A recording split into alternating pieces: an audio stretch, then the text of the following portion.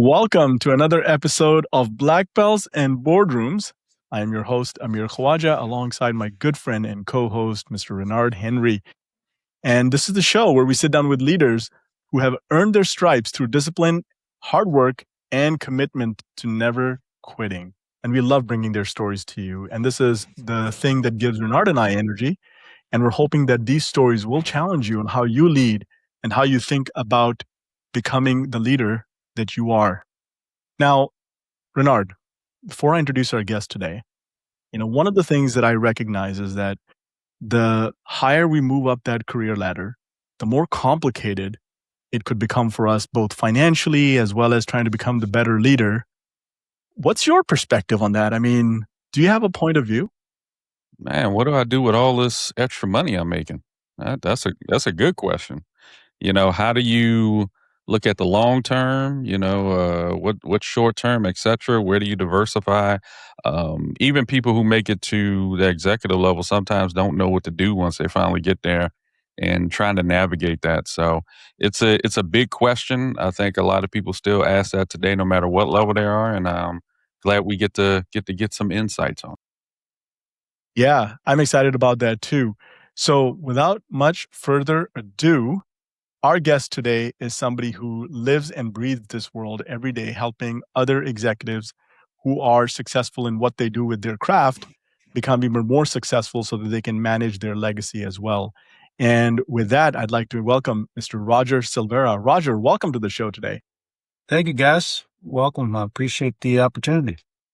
Yeah, no, we're so glad that you could give us some of your time. I know that you're a busy guy this time around with a conference, and we won't talk about the conference, but I know how exciting and energy draining that can be, at least for me. So hopefully you're having a good conference over there. Now, something that caught my eye, and I want to start with this. Your LinkedIn handle says Roger Silvera, CEO. So I'm curious, CEO of what? I always believe that number one, you're the CEO of your own personal services corporation. No matter if you work for a big entity like IBM or whatever corporate company you want to look at, or you work for yourself. We are the CEO of our own personal services corporation. Brian Tracy said that a long time ago, and it always resonated with me. And for a lot of individuals that obviously work in a corporate setting, whether the director, VP, or even to the C level. And I think it's more prevalent now in today's age where, obviously the advent of security within one entity is no longer prevalent. You see people have 4 or 5, 6 different companies on their CV over a course of X amount of years. And so that wasn't the case a long time ago. You'd have one individual having a track record of 15, 20 years, even 25 years with said company. And so the times are changing, but the mindset is also changing, indicative of that. And that's why I say the best executives act like entrepreneurs. They necessarily don't have to be the vision in the face of the enterprise, but they have to be the vision in the face of their whatever their craft is inside of the overall vision of the company. And those are the individuals that make great entrepreneurs, because now you could take those transferable skill sets and take that into a realm that now requires you to be the vision in the face of that said enterprise, but you've already built the muscle from the very beginning. And so I think in today's age where everything is running very fast, it's requiring new skill sets that need to be learned.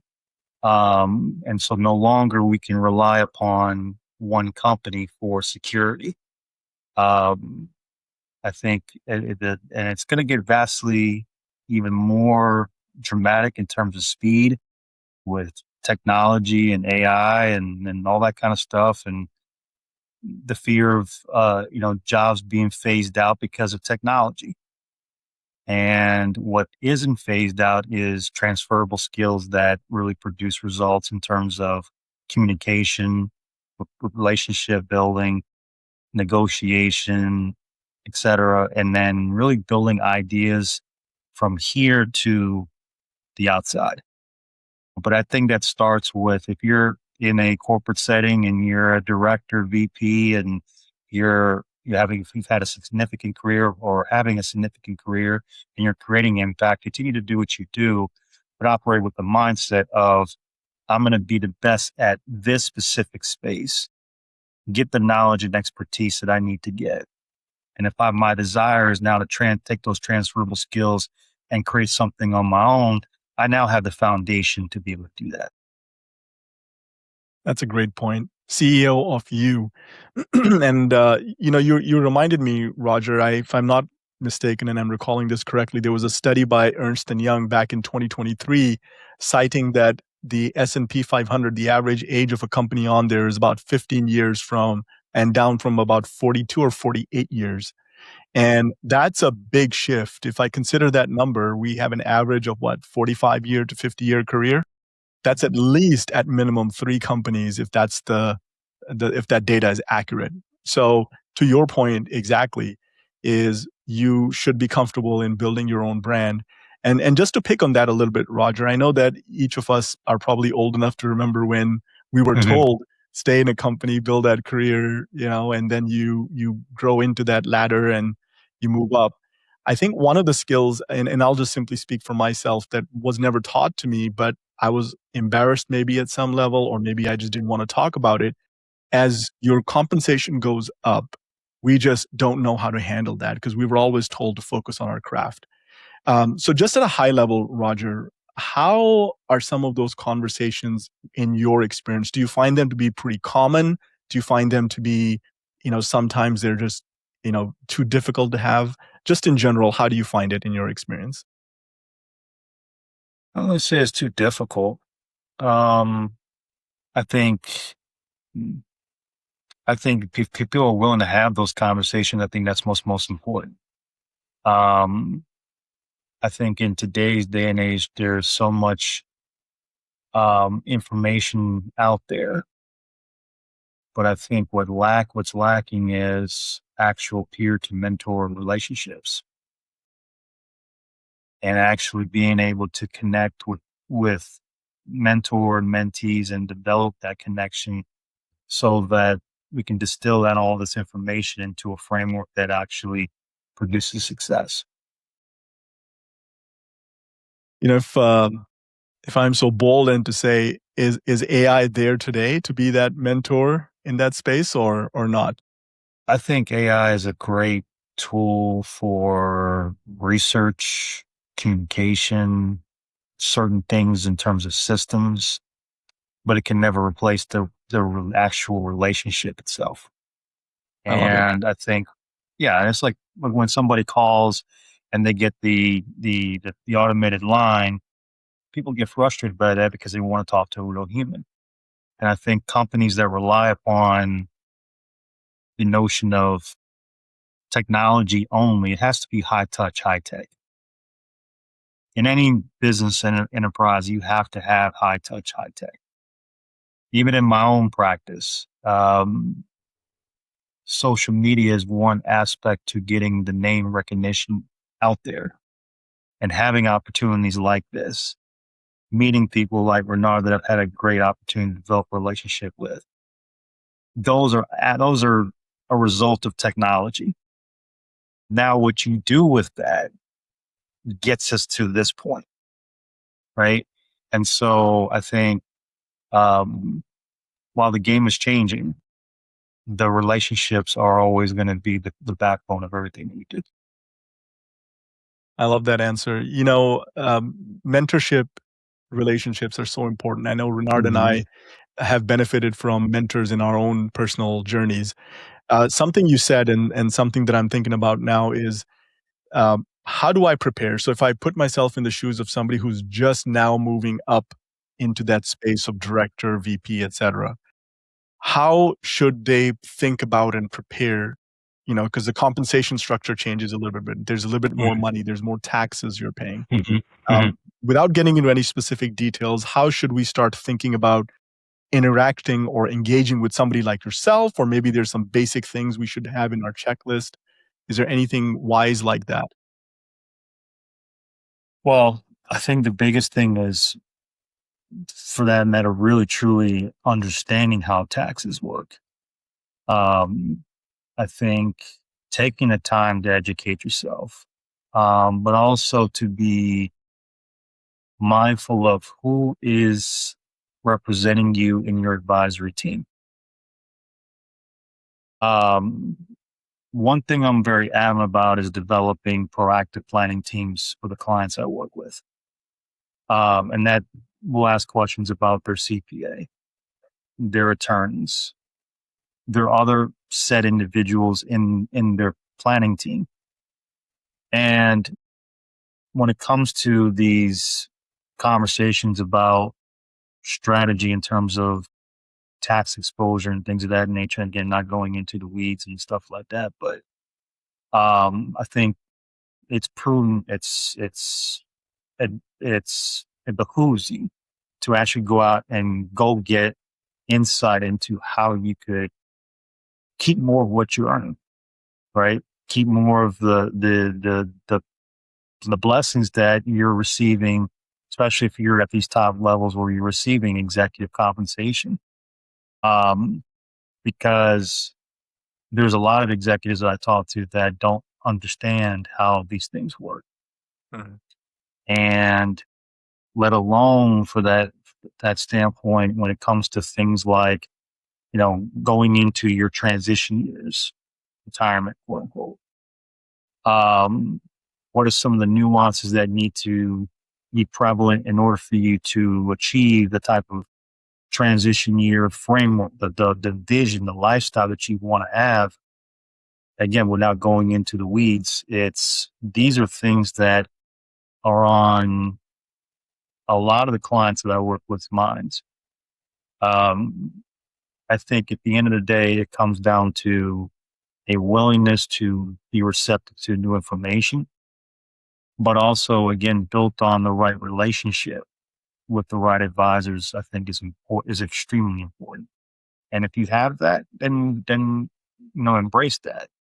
But the other thing is, I think some people don't know what they don't know, and they don't know what to look for in a financial advisor, or for that matter, a CPA or an attorney. There's certain things that you should be looking for, right? When I tell my clients, look, especially with CPAs are great at what they do, but there's a difference between tax advisors and tax, preparers, right? Strategists are the ones that really can give you proactive planning, right? And it's extremely important as you get into these upper echelons of, getting these various types of executive compensation structures.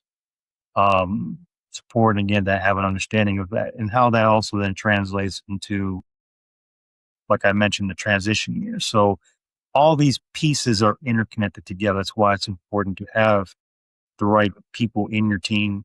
And there's really a core group of these individuals, and then there's basically the other people that could come in depending upon the types of goals and objectives that our clients are working with. That's amazing. So, Roger, take us back. How did you get excited about this field? For me, it was originally about entrepreneurship, and obviously, yes, to be able to feel like I can create something that is significant. Like, I always wanted to be in entrepreneurship. I always want to be in that kind of sense. Sometimes people will say, well, it's a mentality of being free. I was like, well, really, in the first maybe 10 years of entrepreneurship, that's not even the case. Especially the first 3 years, you're basically got a job. And I think having right expectations is extremely important. But in terms of being able to ultimately be in a position where I could choose who I want to work with, where I wanted to work without, you know, these proverbial guardrails, that was important to me. The people that I wanted that I have great connections with, or whatever the case may be, I want to be able to be in that type of circle where I feel like my voice, or for that matter, my ideas would make a big difference in people's lives. So that's always stuck with me, and it's always been a north star for me as my career has continued to go. Yeah, I love that story. It makes me think a little bit back, especially for, people of color. Finances were not a conversation that happened often. Your parents did well. They made sure you had a roof over your head, clothes on your back, but a lot of families didn't talk about finances in general. So then you move up as an adult, you're trying to figure it out. I'm curious from your lens, what was that step before that got you interested as a kid, et cetera? You played soccer. I know this wasn't the first thing you thought about doing as a professional career, so I'm kind of curious, how did finances, was that something you were always curious about, or how did that work for you? That actually kind of fell into my lap. um, when got out of college in '99, I was looking for different roles in the financial industry, and just so happens I came across an opportunity with New York Life, and I stuck with it. I just stuck with it. I got an idea how lucrative it could be, but also even at that kind of very infant stage of my career, not really understanding, or even looking back on it, just I struggled my first even couple years just really getting off the ground. I mean, I was getting some awards and stuff like that, but it was like I was like trying to learn something so brand new to me, and it was tough. Um, I think I'm a late bloomer in my career. I think over the last probably about 7 years or so, that I started to see massive improvements, and now to the point where now I'm seeing myself here at the stage I'm at now, and that's the type of success I'm having. But I think for me, um, it was about entrepreneurship, it was about freedom, it was about choice, who I wanted to work with, and then being able to continue to grow myself as I got more seasoned. I understood how the importance of personal and professional development really took an important role in what I'm doing.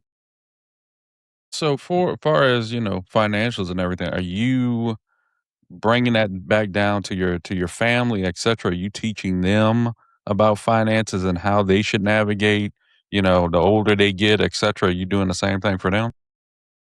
Funny, family's a different animal. It's a different animal. I really don't have a lot of conversations with them on that end of it. Um, I'm I'm very, very cautious on how I navigate that. Um, and it sounds crazy, but when it comes to this topics, for whatever reason, we shut down.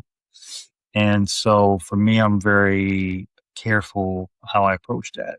But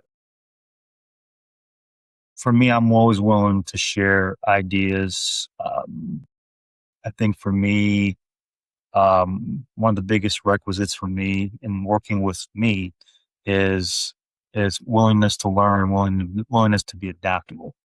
We don't know what we don't know. And as my feeling is that if I can continue to grow with my clients, I will be around 5, 10 years from now and going forth.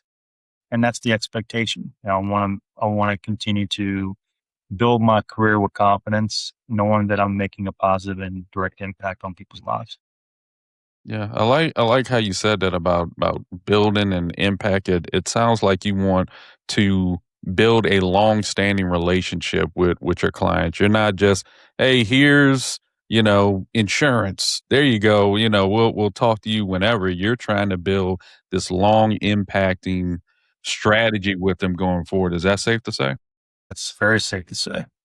And I think it's important that people recognize that when you work with an advisor, people have expectations of working. I ask people this. I was like, what are your expectations of working with an advisor? And common themes are, I want to feel heard and seen. I want to be feeling like this person's part of my vested interest. They truly care. And I think there's something to be said about that. I think we take that for granted in any type of business aspect because everything's moving so fast and money drives a lot of stuff, right? And so we tend to have a tendency to kind of shift blinders off of what keeping the main thing is, and it's really the client, their dreams and goals, and then really helping them achieve what they are looking for. And as a result, you do good work and people will naturally want to be advocates for you, right? My hope is that my clients are continuous advocates for me. If I'm able to do what I need to do to help you, all I ask is that, look, you know, pay in full in return, show somebody else that this is the value of the work that I've done. I think you can achieve the same thing. Very true. I'm curious. I want to talk a little bit about diversifying. I think Hmm. Amir, you brought it up earlier. This wasn't something that used to happen. Like you said, people say, "Man, I'm gonna work for a company 30 years, 40 years," and it just doesn't happen. A lot of times, you're at a company maybe 5 to 7, maybe less than that, and you move around a lot. What are you telling someone who's at the C-suite and they had that first conversation, or someone who may just be a individual contributor, maybe a mid manager, because that's two different salaries. That's two different Yep. outlooks on Yep. life. What Yep. are those two separate conversations you're having? Well, obviously, we're talking about being in the top, you know, 1% of the company as a C-suite executive. And we're also looking at what does life look like 5, 10, 15 years from now at a very, very significant level beyond money. A lot of the C-suite executives I talk to they have, they want to give back, those kind of things. So it's life beyond just the numbers on paper. What are what are some of the causes that you care about, and the types of things that you want to do with your family and all those kind of things, and how does that matter, going forward with respect to the things that you're building with your career. Um, and the responsibility is great because the incomes are incredibly expansive and continue to be expansive, and just the overall compensation package is expansive depending upon the nature of it. But um, I think then with the your VPs and so forth, yes, it's a different conversation, but some of the same elements that hold to be true with the C-suite, we could take down to director VPs and so forth, and show them, look, we want to help in one way, shape, or form, um, create an impact in your personal financial life, but um, eventually getting you to where you want to go if the C-suite is in your vision, right?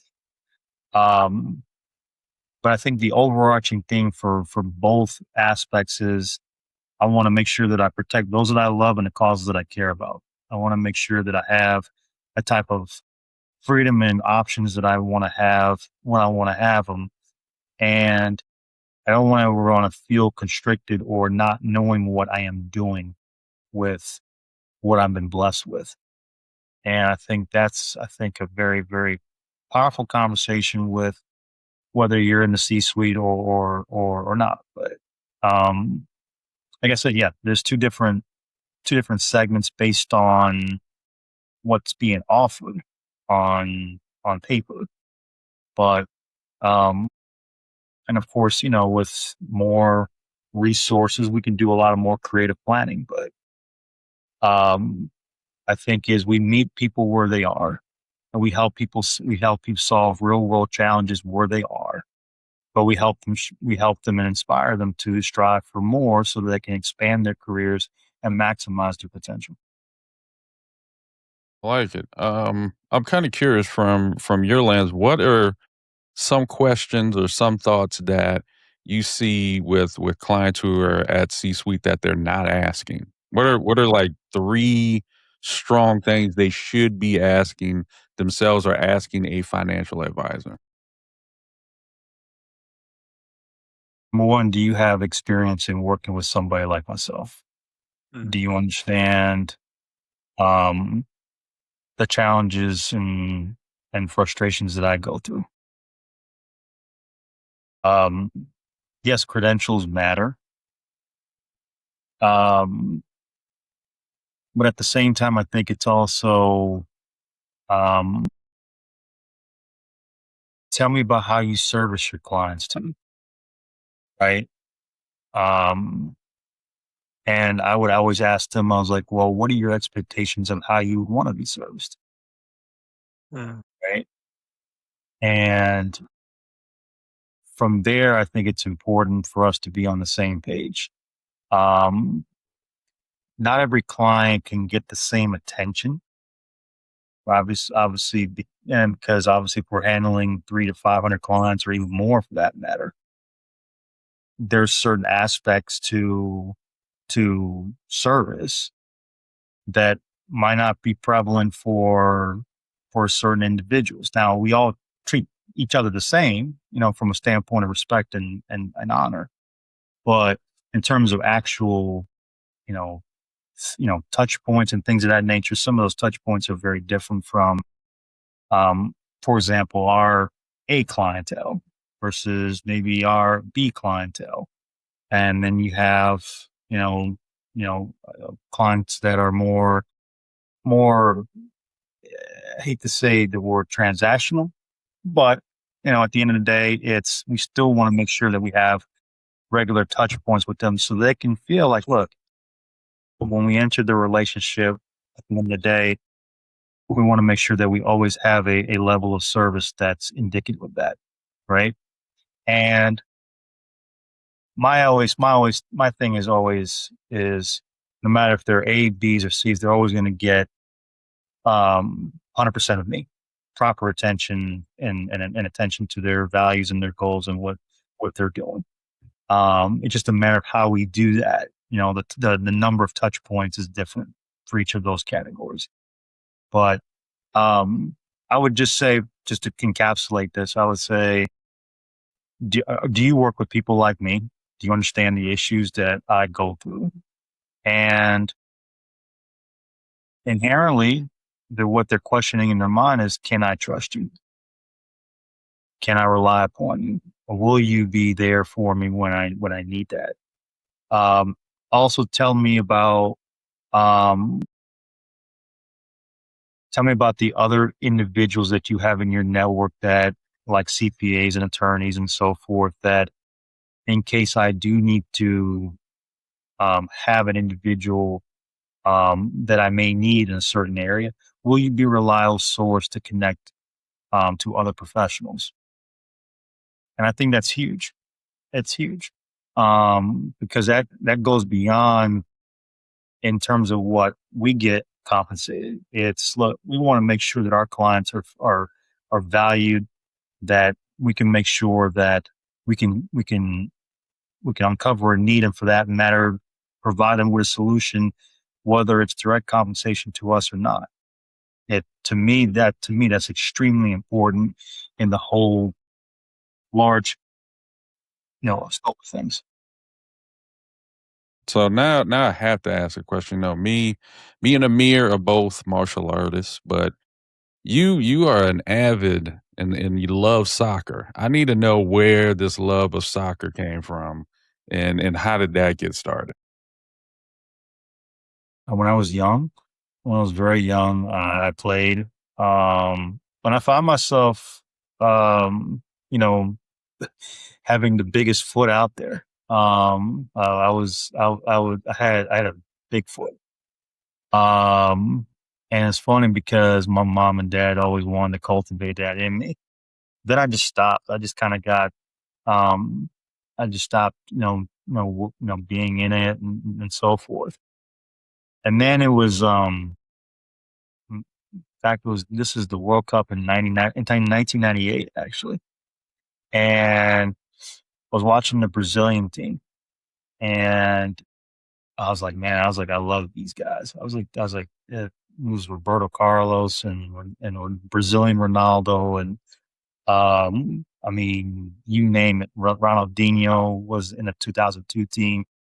So a lot of these guys that are worldwide stars. And I was like, man, I was started falling in love with sport again. And for the better part of 20 plus years, I've gotten back into it. And then I would say we're last 10 to 15, I got into more of a competitive sense. And that's a late bloomer. Obviously, you know, had I had I stuck with it early on, had I developed my skills and maybe gotten opportunities, and who knows? But um, I always felt that I was a decent enough player that I could play, against real competition. And I'm still playing at 49, and I play against guys that are half my age. Some of these guys are very, very good, and I always love because that's what invigorates me is the competition. To me, I'm always looking to put myself in competitive environments, and so that's important to me. So in another life, we could have seen you in the World Cup in another life. uh, That's what it sounds like you're saying. In another I life, we had could I have been stuck watching you. had I stuck with it, man. Who knows? For me, um, to me, I don't feel like I have those skill sets to be on that level. I mean, you're talking about an elite level. Um, I'm a very good player, and I can hold my own. But for me, I there's a difference between here, and then ultimately over here. And it's just a massive difference. And I love and appreciate how some of these guys play.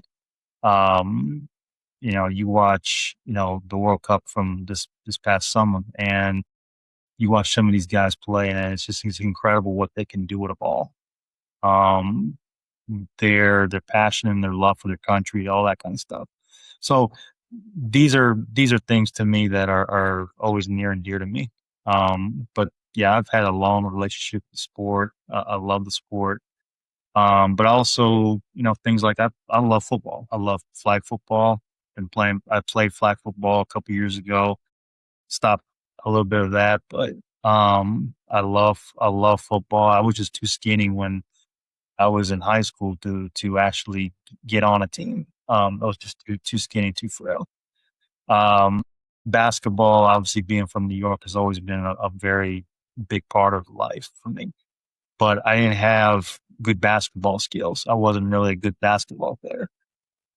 So soccer was the only one that I thought for me that I could actually be good at and actually be competitive at and enjoy it for this long. And that's kind of where I'm at.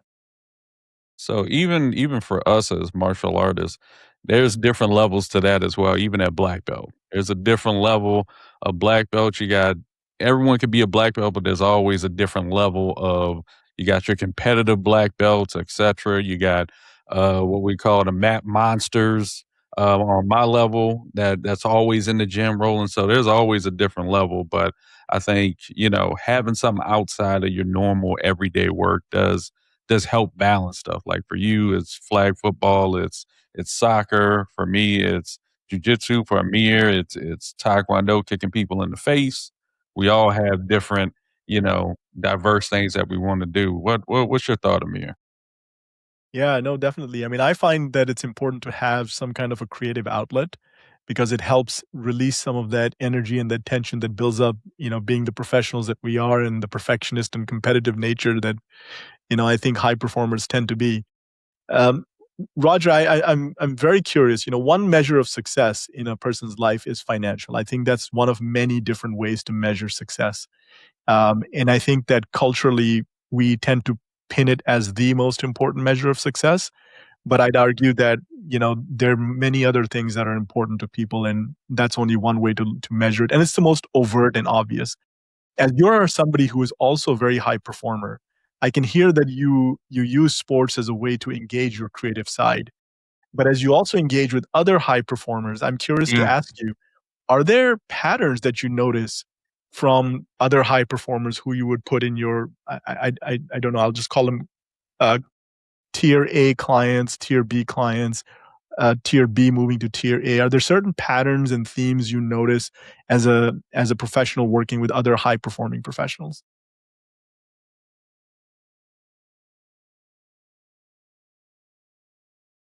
Um, yeah, I would say so. I think the I'm just trying to frame this. So, there's common themes amongst all these different categories. Um, but I think for me, it's always been prevalent on relationship.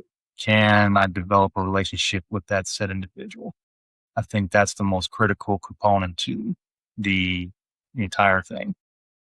From there, I get to grow with them as much as they want to stay engaged or much as they want help on different things. Those, I think that's really a true aspect to um, how much engagement I have with my clients. It's because it's a two-way street. It's they expect a certain level of engagement from me, and it's the same thing from vice versa. So, um, but yes, to your point, I think I've seen that. Um, um, so that's kind of the thought process that I'm thinking to answer your question. So, Yeah. So if I put my instructor hat on, for example, I can tell on the floor, looking at all the students, the one who is more committed versus the one who's not so committed, the one okay, who's disciplined and who's going to take care of, things on their deadline, like turning in a form for testing, as an example. So in martial arts, like there's a you go through a few cycles. Instructor thinks you're ready for testing. You submit your application, and it goes through the process to make sure that you have tested, you've met the requirements, and you can move on to the next rank. So from that point of view, I think we're all trained to follow process, systems, structure, our yeah, commitment, our discipline, and so on.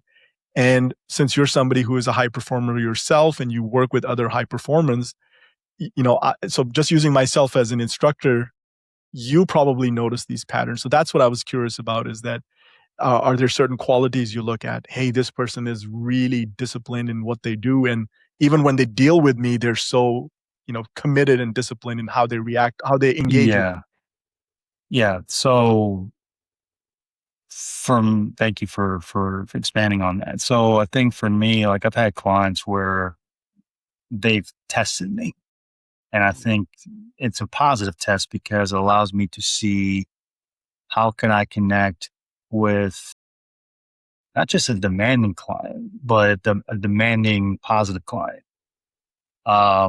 Where's my bar and where I need to raise the bar accordingly to how they're showing up. And I think that's important for me because each client teaches me that I've never arrived at anything. I got to continue to be on top of my game consistently every single time. And so I've seen that working with some of my C-level executives, their attention to detail, their focus, it's completely different from um, just uh, any type of other client that I've really ever worked with. And I love that because I get to really look at myself and say, okay, well, I'm just like them, except I run my own practice, right? So for me, it's attention to detail, ways of communication, um, and then I think standards. Their standards are very high. They wouldn't be where they are if their standards weren't indicative of challenging, being able or willing to health in a healthy manner challenge certain norms to push the envelope, push the bar, and again, that's how we get better. So you mentioned entrepreneur in your opening as you described being the CEO of yourself. And you as an entrepreneur, you've had a chance to think about both of those, different ways of looking at skills or building skills. Do you find that there's a tension between the two, being an entrepreneur versus an entrepreneur? So those of us who are entrepreneurs or think of ourselves also as entrepreneurs, how could we maybe straddle between the two, or if we're considering one or the other? I think you start by normally, if you're in a corporate setting, as being the best entrepreneur you can. It's meaning that you're focused on developing your skill sets, developing your network, and developing your value proposition internally within the organization.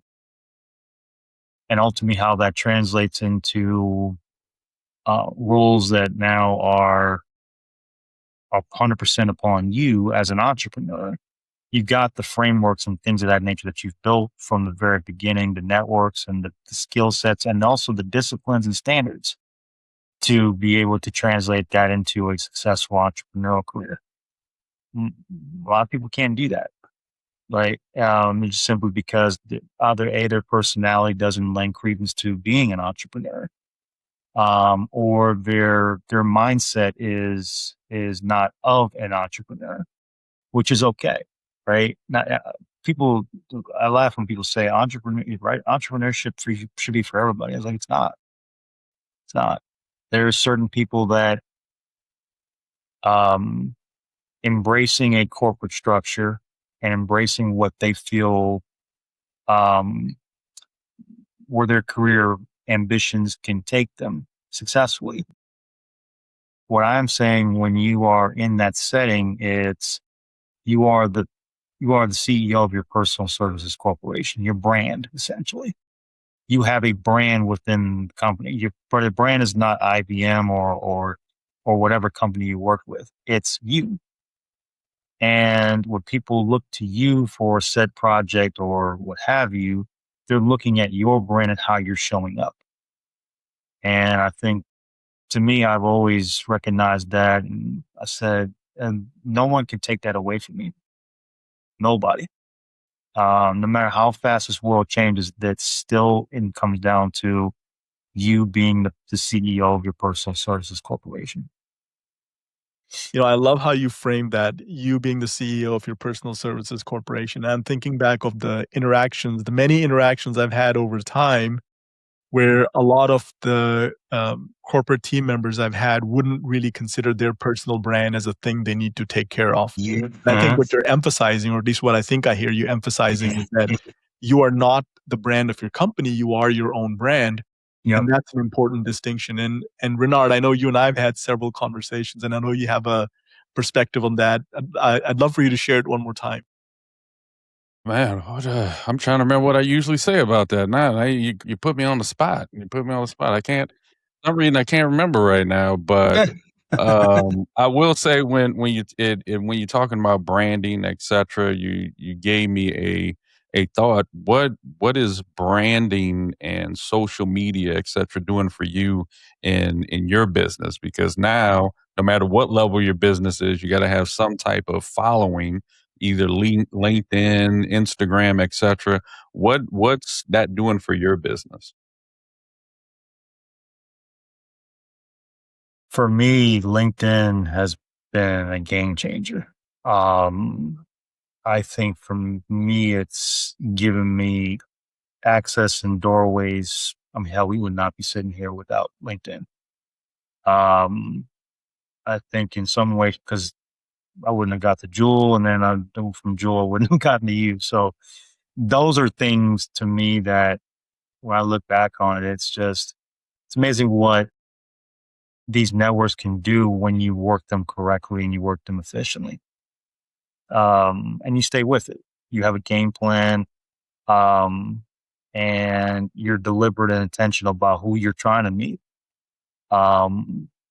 And from there, it's indicative of then creating opportunities, obviously, for me to help people, of course, obviously, and being, prevalent in the role that I'm in, obviously it's important for me to get in front of people and to talk about their issues and so forth. But it's also important to develop relationships and to talk about issues and be seen as a thought leader and as an authority, or for that matter, somebody that can share ideas and insights on different topics, on different platforms. I mean, I'm blessed to be here, just to be able to have this conversation today.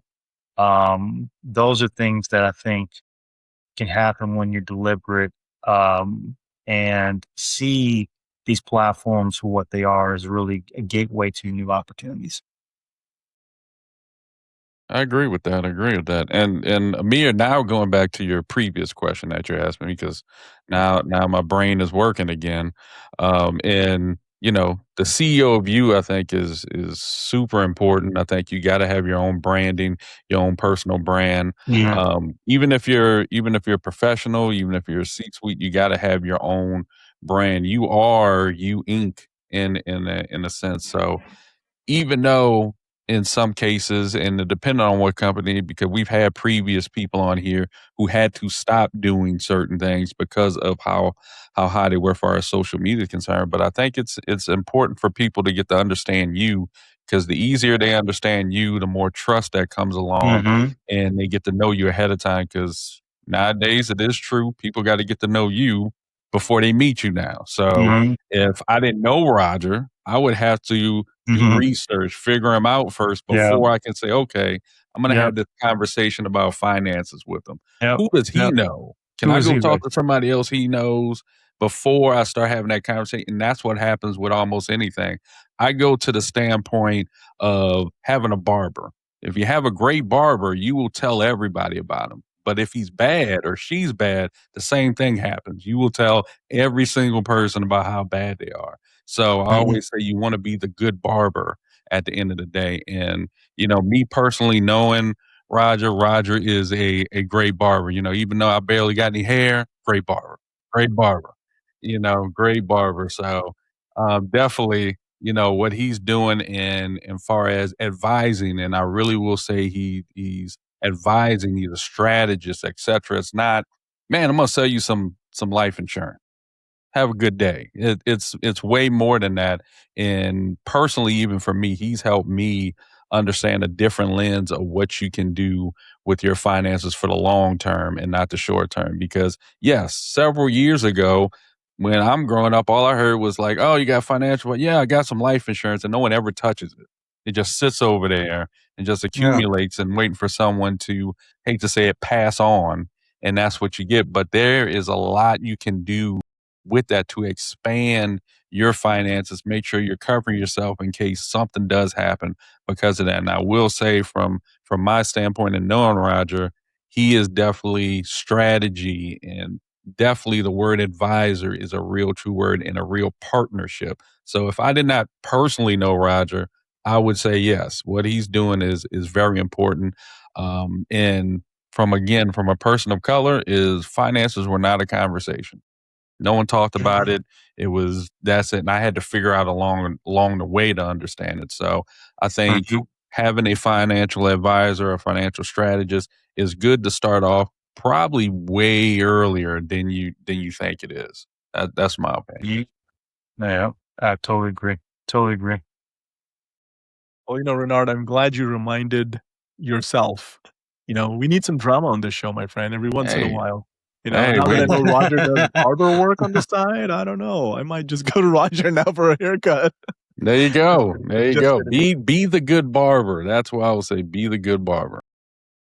Well, I Totally think agree. it's fair to say that there is a great deal of investment that we each make in our craft, whether it's being a barber, whether it's being a IT professional in technology or being a financial services professional. I think there's a lot of work and investment on a personal level. But Roger, this has been a really fun conversation and something I would like to learn from you. I get the sense that you've had many mentors in your day, or at least in your career, to help you get to where you are. How do you frame mentorship for others who are looking to get better at their craft? Frame mentorship. In terms of advocating for mentorship is kind of So so we all hear this phrase, go find a mentor. Yeah. I mean, I've said it, we've all said it. And I feel like just saying and stopping at that phrase Yeah. is really just an easy exit for Yeah. anybody. Yeah. And what I like to do, at least for somebody, depending on where they are in their career. So if it's a high schooler, I would tell them the value of mentorship. If it's somebody who is freshly out of college, depending on their area of choice, I would say go find a mentor who can coach you as well, because those are two separate skills. But find somebody who can do both. Or one, is there somebody you've been watching? So I try to get into it as opposed to saying go find a mentor. So from your lens, is there a way you like to position it for young professionals or even seasoned professionals for that matter? Yeah, I think number one is becoming valuable to the mentor first. It's what can I do for the mentor so that they see me as a co-equal partner?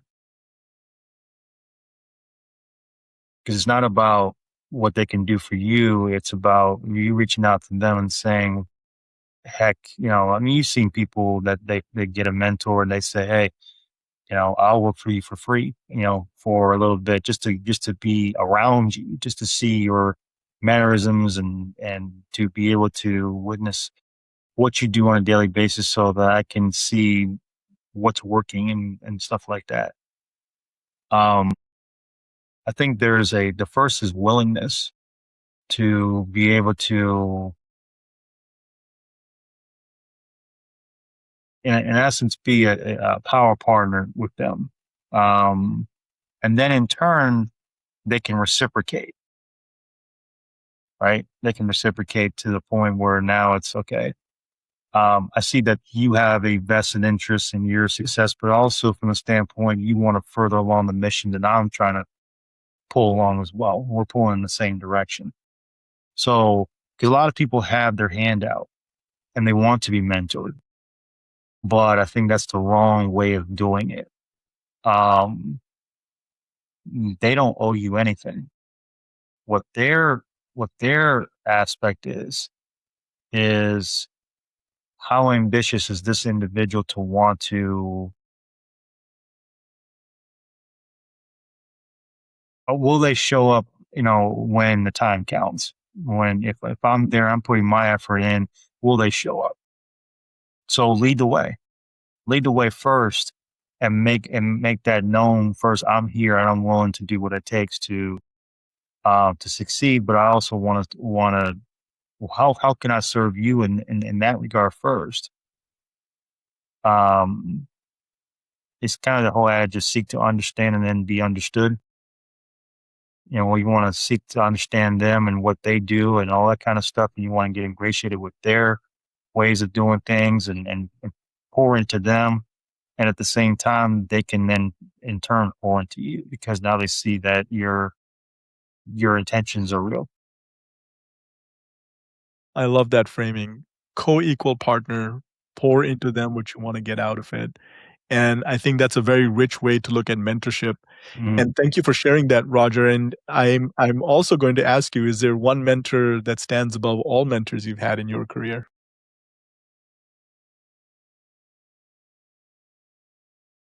I've had a few. I would say for me, because I think there's a difference between mentors are, I would say, people that you can get their information without necessarily having a one-on-one relationship with them.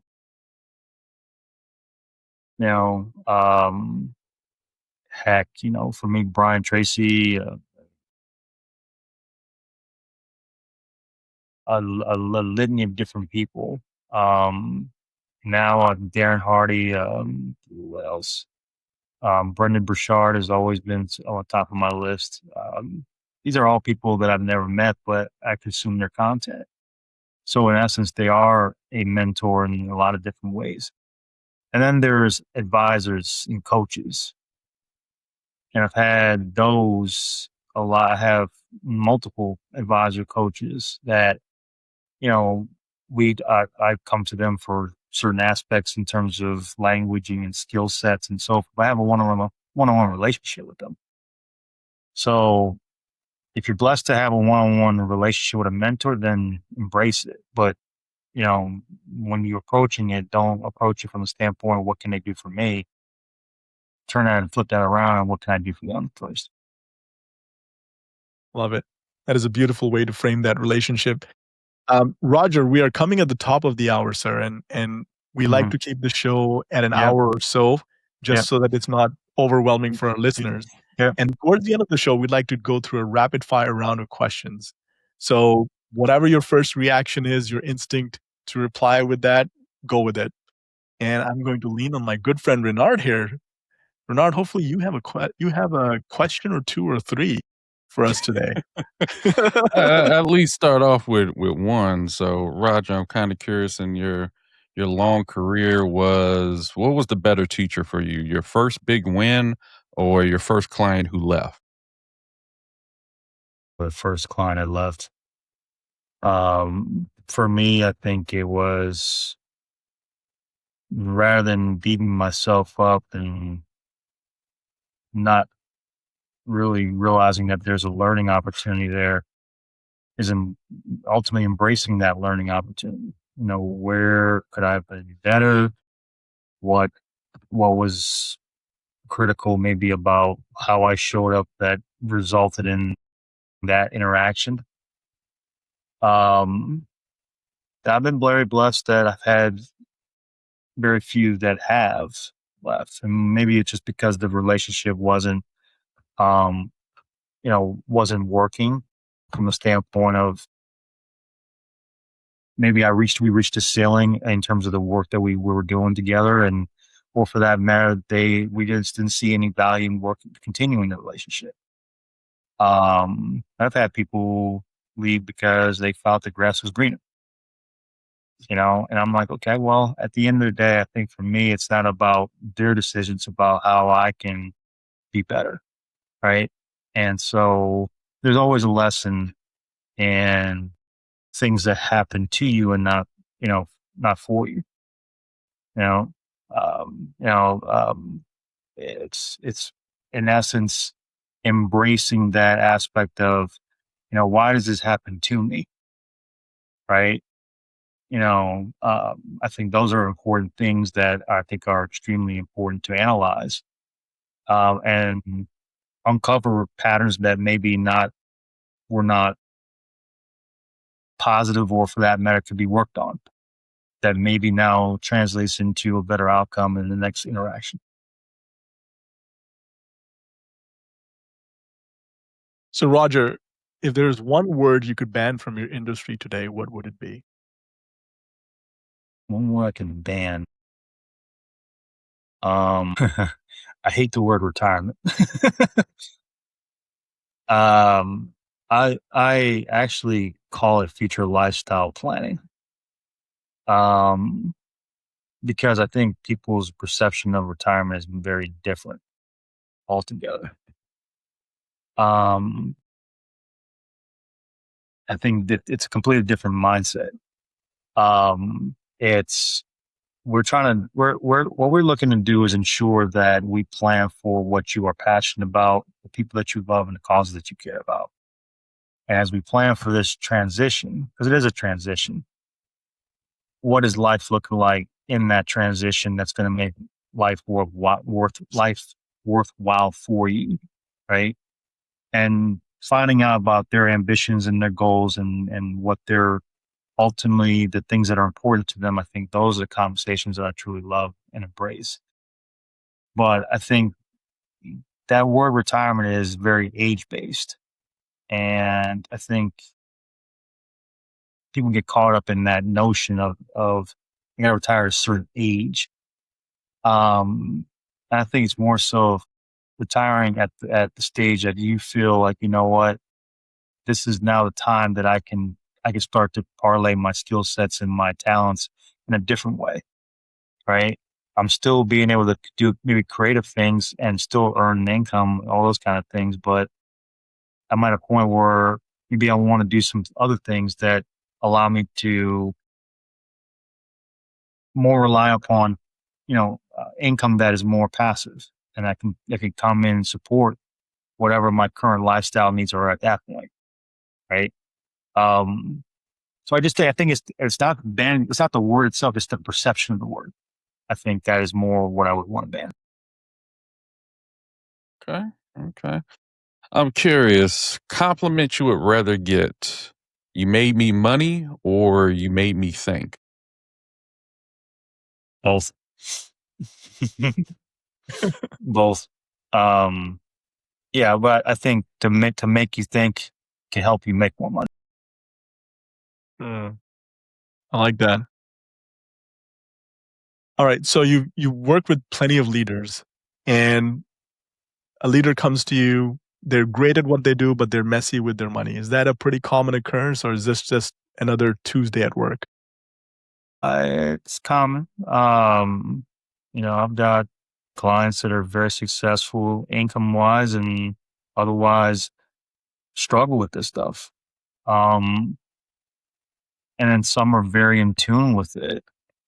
And no matter how in tune with it, there's still blind spots I think that need to be addressed. That's why you hire a professional. That's why you hire professionals to work with you so that you can uncover these inefficiencies and gaps. Um, Being willing to ask for help there's nothing wrong with that. Right? Whether it's me or somebody in your circle that you work with and you feel comfortable with, that's great. For me, the people I work with, I always want to make sure that I'm having a positive impact on them. That's most important. Not every relationship is going to turn into a friendship, but like Renard and I, as an example, right? But I think for me, it's, you know, I like to set those expectations. I was like, my goal is to help you throughout the process. If the relationship forms into a friendship, then I'm going to embrace that as well. I love it. Okay. So for my last one, and we ask people a lot, what does legacy look like for you? Impact, impact. Um, it represents leaving things in a better place than what you found them, and being willing to step up for things that otherwise, well, most people won't do. Right? I think that's what it ultimately translates or comes down to. That is a great answer. Hey, you know what? I'm gonna leave it right there, Renard, because I don't know if that that is a great way to have a wonderful conversation close. Roger, I've learned a lot from this conversation, and maybe there's a conversation for us to have in the future. I think that our listeners will probably get a lot of value as they think about their career journey and growing into it. And then how do you plan for that financially? Because to your point, we are good at what we do, but maybe finances is not one of them. And it's okay to ask for help. So Mhm. that's one of the key takeaways that I'm getting from this message. Roger, how should we find you if we wanted to reach out to you? For me, you can go onto my LinkedIn, and on my LinkedIn, you can see where on there there's um, there's my content on there, or a lot of my newsletters and articles that I've written. Should you desire, you want to connect with me one on one, there's an opportunity for you to book an appointment. It's complimentary, and it's called the discovery session. It's basically for me to get to understand what's important to you and to see how I could be of help or be a resource for you. But my LinkedIn is a great place where you could go to learn, but then also engage with me. And like I said, I think for me, it's I want to have more one-on-one conversations with people that are serious about their money, serious about their careers, and want to make positive choices and difference in their lives and in their community as well. And so, if I could be of help, find me on LinkedIn, and I challenge you to go ahead and just book an appointment. If I can be of help to you, let's discuss what that might look like. Fantastic. And to our listeners, I will say, if you found value in today's conversation, please leave us a rating and review on Apple Podcasts. It takes about 30 seconds of your time, and that one little action helps other leaders find the show. And you will encourage Renard and I to continue doing this work. And we want to be able to give back to you and other folks who are leaders in their space.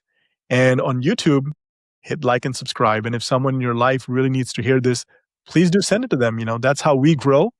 And I'm hoping that we will continue to grow together as we talk to more leaders like Roger in this episode. Renard, any parting thoughts? Well, it's a great conversation. People need to focus on their finances and long-term strategies. We have seasons where we make a ton of money. Sometimes we make less, and we need to be able to be prepared for that. So that's my spiel for the Absolutely. And with that, we will see you on the next episode. Take care, everybody.